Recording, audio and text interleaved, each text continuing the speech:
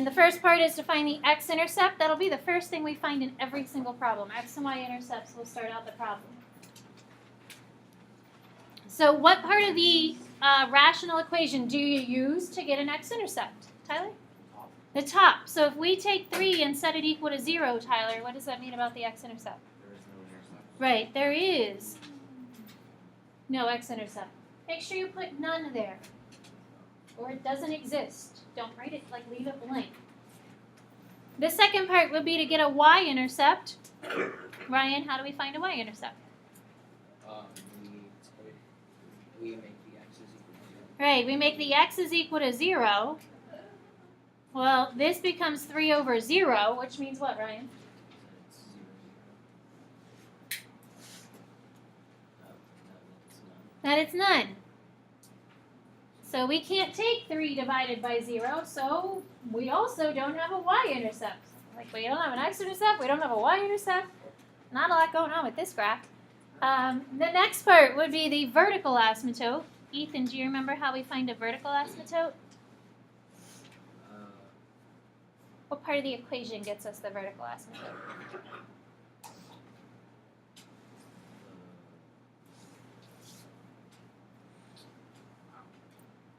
You want to phone a friend? Paige is going to help. Use the bottom.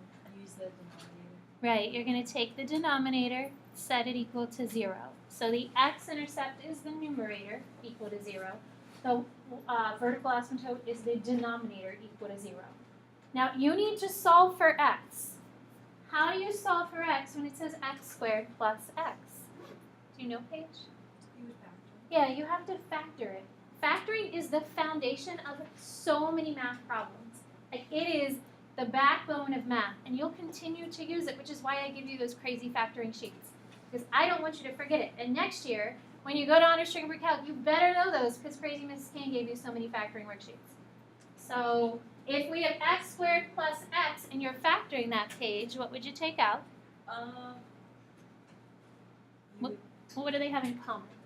Oh, A 1. What else do they have in common besides a 1? An x. So you would take out a 1x because that's what the GCF is.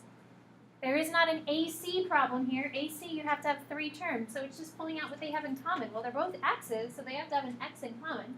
Paige, if you took out the x, what's inside the parentheses then? x plus 1. X plus 1.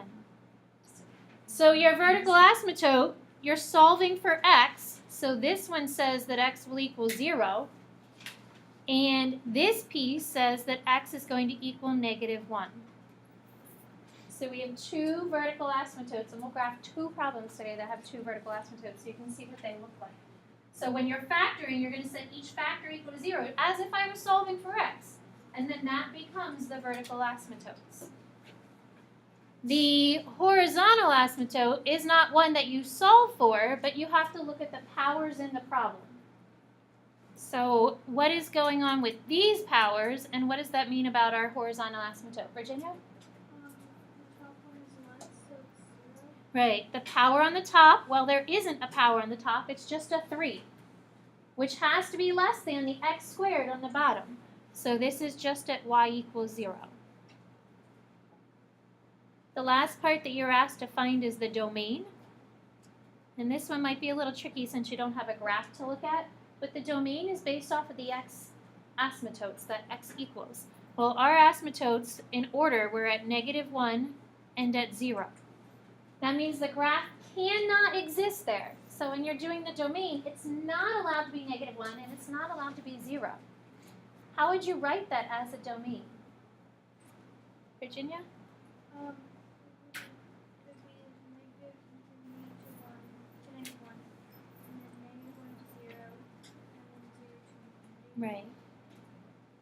So we will visually see that as we look at the graphs. But if you're just thinking, here's my x-axis. Here's -1, here's 0. I have an asymptote at -1. We have an asymptote at 0. You're going to have something in the graph over here, something in the graph here, and something in the graph on this side. So that would be from -infinity, my asymptote is at -1, I'm gonna have something in the graph in between -1 and 0, and then something over here from 0 to positive infinity. So again, we will be looking at the domain using the graph, but you don't need to use the graph to get the domain because it really is just off the asymptotes. Questions? So today we're going to go through 3 graphs. If you could take your calculator out, it'll help quickly go through the t-charts, the table of values. Remember, the non-graphing calculator is what you're using on Friday, and we can use the app, one of the apps that you have already stored on your phone, just for you to be able to do that basic addition, subtraction, multiplication, division to help you fill in the t-chart. And if you have it out today, it just makes it easier to go through so that the t-chart completing it is a little easier, quicker to work on. Questions?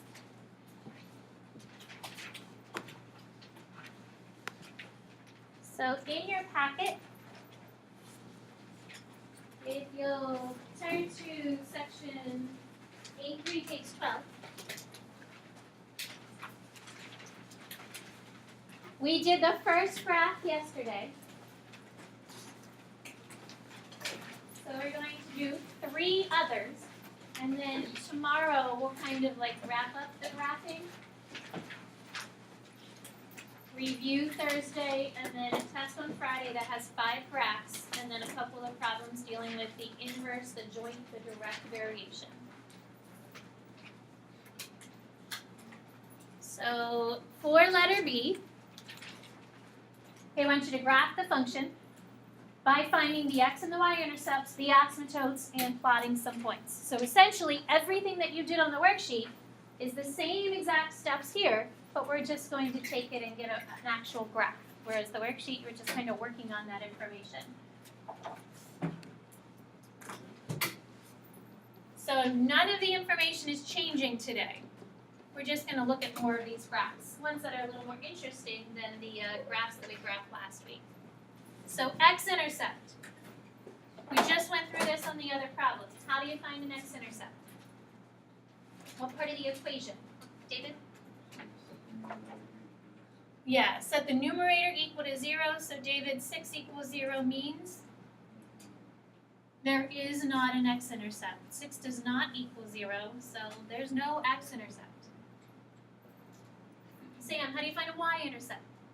You make x equals 0. Good. So we have 6 divided by 0 squared plus 4. So Sam, what's that mean? 3 halves. Yeah. So this becomes 3 halves. 6/4 is 3 halves. Writing it as an ordered pair, you can either write it as 0 and 1.5 because you prefer to look at it as a decimal to graph it, or you could write it as 0 and 3 halves. Either way is fine. Totally up to you. Whatever you're more comfortable with graphing. So now we have one intercept. The next part here, find the asymptotes. So we have the va and the ha.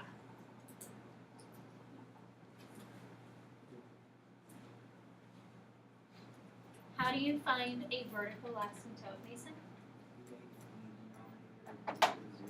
So take that denominator, make it equal to 0. And then, Mason, we're supposed to solve for x squared. So what would you do to solve for this x squared? X squared equals -4. Yeah, get the 4 to the other side, and then do what with it? X equals plus or minus 2. Take the square root. You're really close, Mason, but what happens here when you take this 4 to the other side, Mary?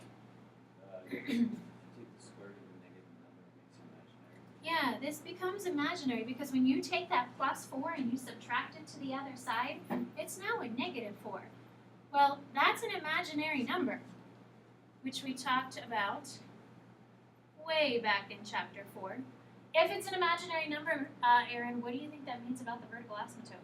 There is There is no vertical asymptote because then it would be imaginary, and imaginary means it's not going to exist. So this means that there is no vertical asymptote because the square root of -4 cannot happen when we're talking about a graph and an asymptote that has real numbers in it. So there would not be a vertical asymptote. The last piece that we have to get here is the horizontal asymptote. So think there are 3 rules that apply. Paige, which one of those is going to work for us here? It would be the one where the higher power is in the denominator. So why would you put 0 Awesome. So larger power x squared in the bottom of the fraction. When the larger power is in the denominator, it's just y equals 0. Questions? So before we go to get our t-chart, let's graph the information that we know, which really is 1 point at 0 and 1.5. And then we have a horizontal asymptote on the x-axis at y equals 0. And that's the only information we have. Kate? Oh, thanks. Appreciate that. There we go. Thank you. So the last part would be to plot some points on each side of the y-axis.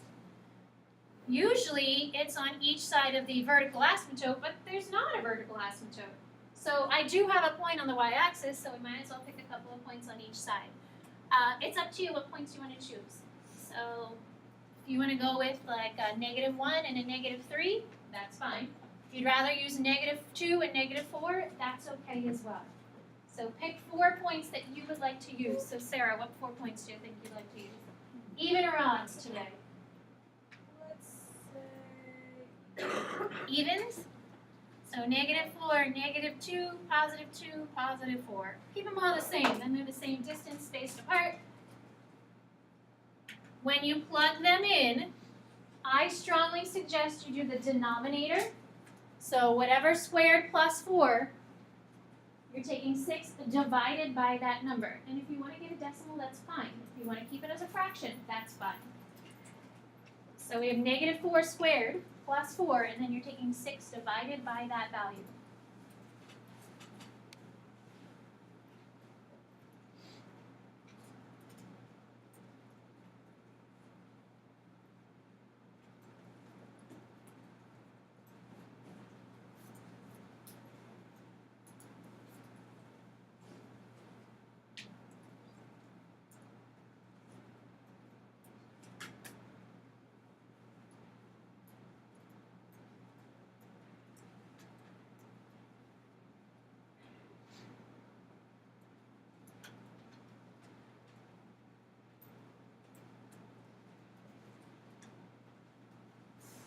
What numbers did you get for the y values?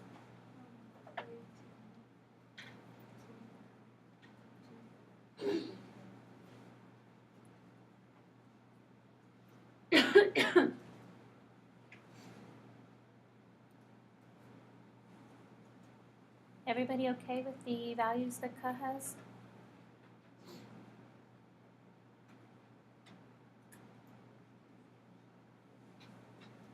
Isn't it 3/4? Yeah, it's that one. 3/4 right here?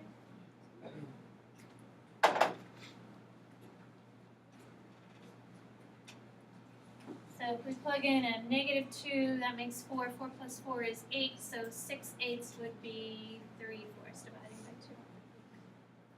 So when you go to graph these extra points, we're going over to -4, which is at the edge of our graph. 3/10 is 0.3, so go up about a third. -2, 0.75, and then those same values, 0.75, 3/10. Now remember, when you connect these, all these should be curves. So we're not talking about like a sharp peak. That's point Apparently I don't want to go too far. There we go. Okay. We don't want a sharp peak because every graph is a curve besides an absolute value graph. So when you're connecting them, kind of make it curve up like a mound, curve down. Kind of looks like a little hill or a baseball mound. Make it as curved as you can and know that it can't go below that y equals 0, that asymptote. That's its stopping point, so it just skims along next to them. Questions? So how about the domain? Caitlin? Yeah, -infinity to infinity. There was not a vertical asymptote, so it just goes on left and right forever. Caitlin, do you want to take a shot at the range?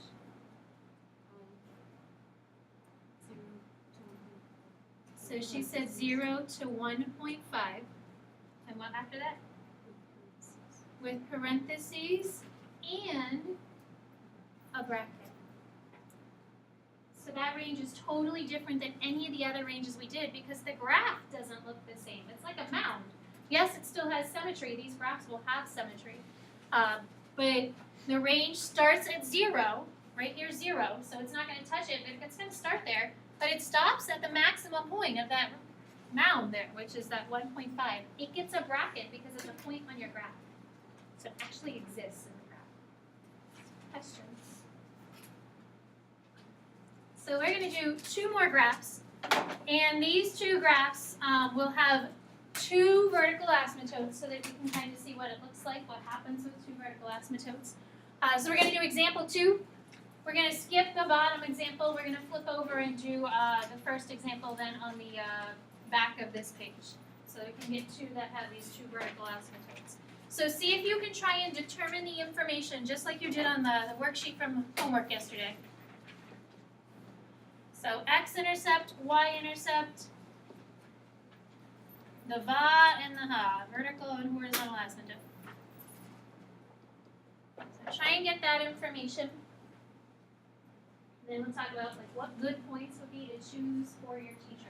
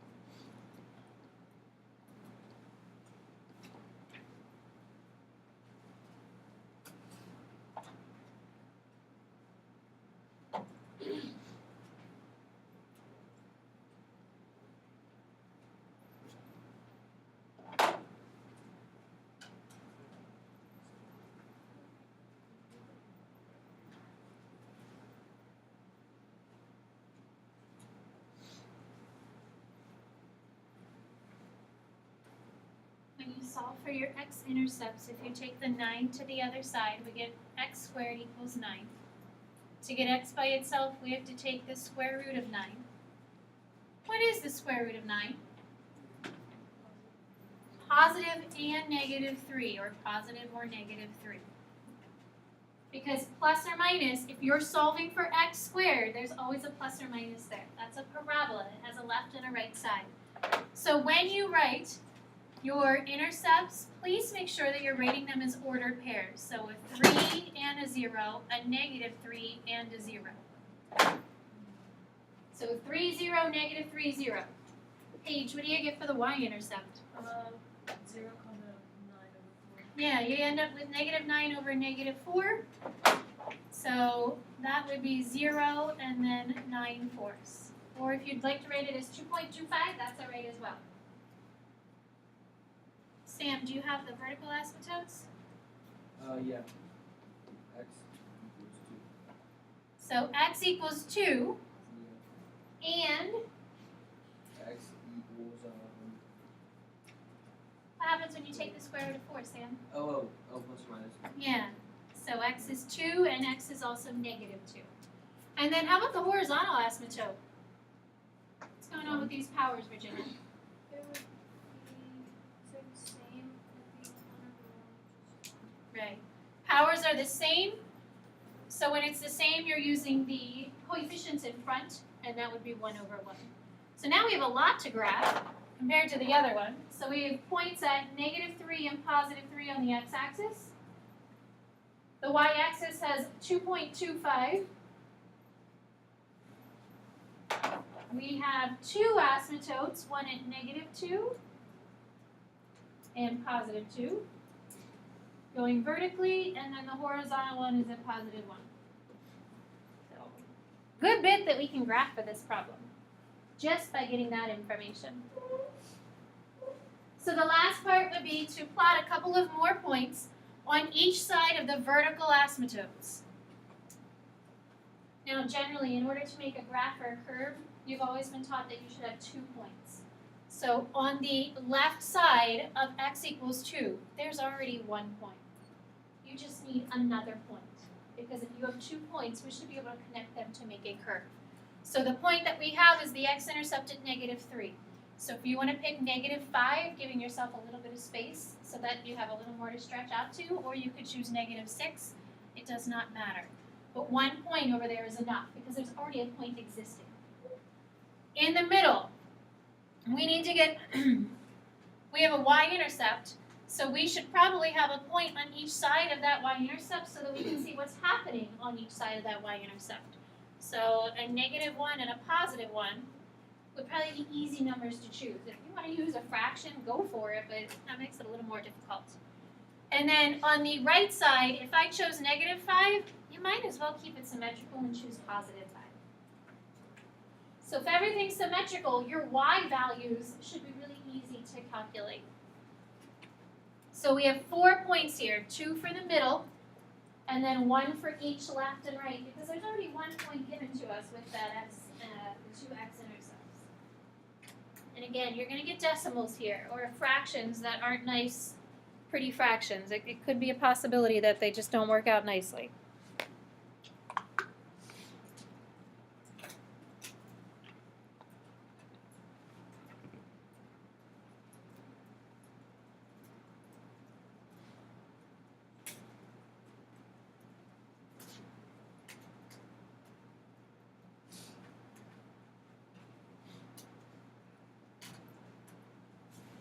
Maddie, did you use these 4? I have them, but I use other ones.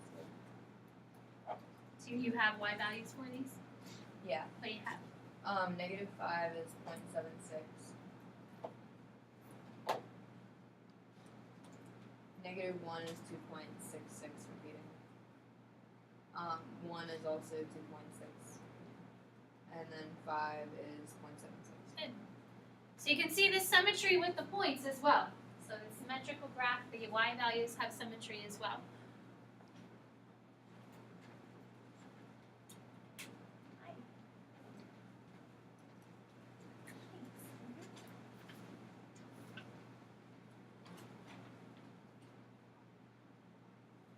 So plotting these points.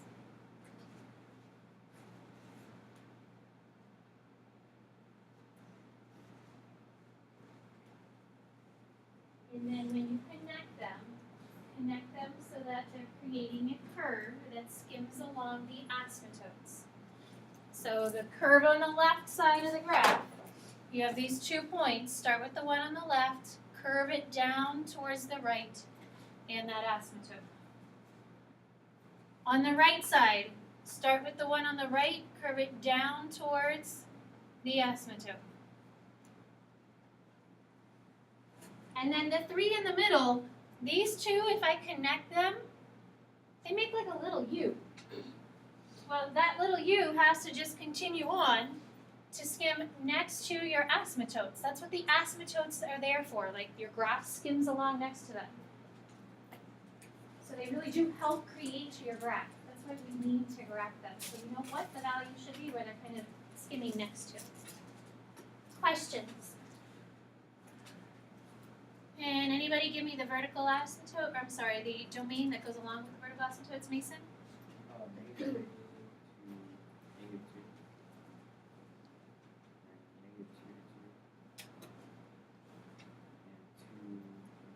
Nice. Do you have the range as well, Mason? 0, parentheses, 0, 8/3 bracket. You're close. So if you look at the range, so the range goes down here because these graphs go down, and then it stops right here at the asymptote. So like these 2 pieces on the bottom have the same exact range. Virginia?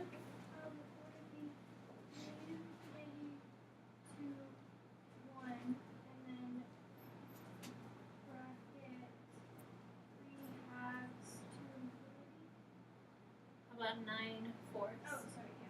to infinity. So when you're looking at this, you have the bottom piece, which is identical. Those two sides are identical. So negative infinity to 1 because it stops at the asymptote.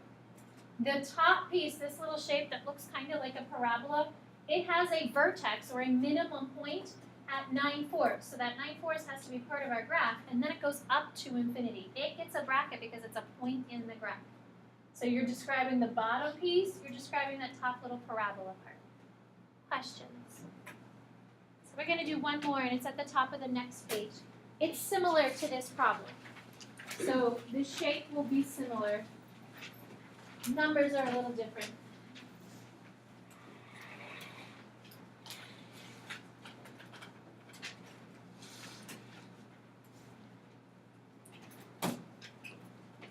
So all it says is to graph the following, then state the domain of Lagrange. In order to graph it, we need an x-intercept, at least one, hopefully, a y-intercept, and then the asymptotes. So that should be the information you're finding in order to graph it. If we get the x-intercept, we take the top and set it equal to 0. What does that make the x-intercept when you take the top and set it equal to 0?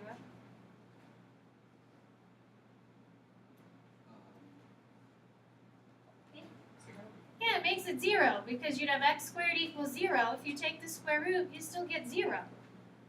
So the x-intercept is 0.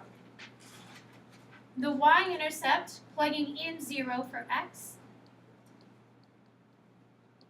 well, that gives you 0 over negative 16.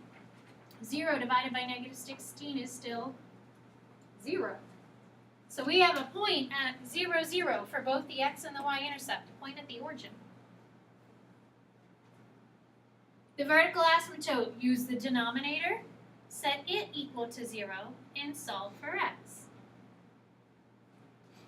Well, if I'm solving for x, I have to take the 16 to the other side. Take the square root of it. H, what is that? X or minus 4. Right, a plus and a minus 4. So two vertical asymptotes again. And then the horizontal asymptote, what's that going to be? Caitlin? What number's on the top? 3. 3, yeah. So the powers are the same. We're using 3 divided by 1. Powers are matching up, so then we're taking the coefficients in front. So graphing this information, we have the intercept at 0, 0.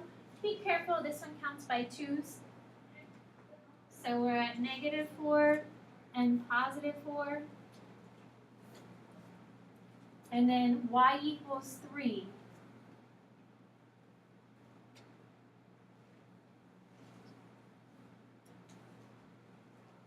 So the last thing we need to do is to make a table of values. We need to get points on either side of the asymptotes. Again, you need 2 points for your asymptotes. So if you have a value at negative 4, there aren't any points to the left of negative 4. So you have to pick 2.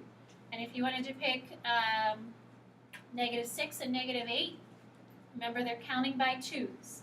So a negative 6 and a negative 8 could be 2 good values to use there. For the middle, you have a point at the origin. We need to make sure that we're getting points on either side to see what's happening with that graph. So that would be a negative 2 and a positive 2.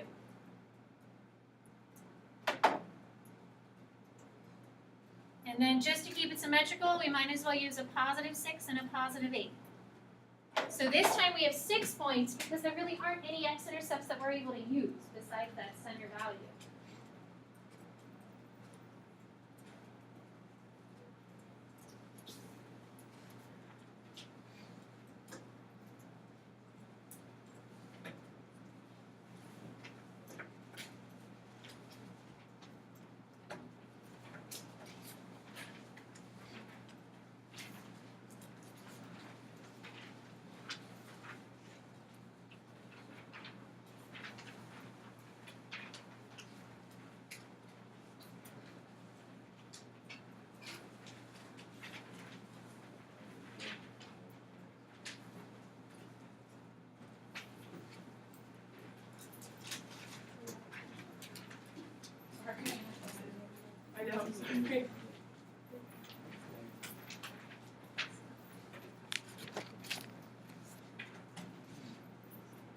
So I believe when you plug in a negative 8, you get the nice number of 4, and also a positive 8.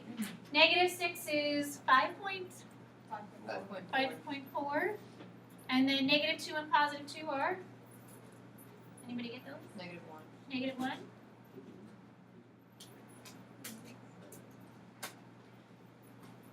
Again, counting by 2s.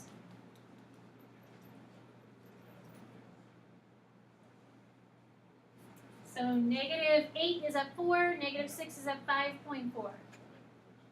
Connect them, making a curve so that it goes along the asymptotes. The middle value at negative 2, we're at negative 1, and positive 2, we're at negative 1. Connect those points as well, also using the asymptotes as a guide. And then your last two are back at 5.4 and 4.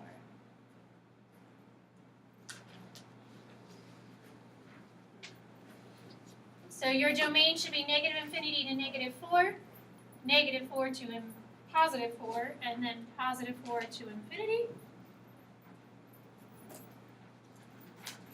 How about the range? So look at the bottom portion of the graph. Tyler, what do you have? Negative infinity to 3 and 3 to infinity. So close. I agree with the 3 to infinity, and I agree that it starts at negative infinity. Where does this piece stop at, Tyler? Oh, 0 It's- with a bracket. Yeah, it stops at 0, and that 0 gets a bracket. So negative infinity stops at 0. That's a point on the graph with a bracket. The other part starts at positive 3, where that asymptote is, and goes to infinity. Virginia. So there's 3 lines. This one is 0 and more than We will not be graphing more than 3. Other questions? So 6 problems for homework tonight. You're going to fill out all of the information like we did for the 3 in class. And then make sure you have a T-chart. There's plenty of space in there. So put the T-chart below, next to, or wherever you want to fit that in there. And then tomorrow we'll kind of wrap up this graphic, just kind of doing like a summary sheet. Questions?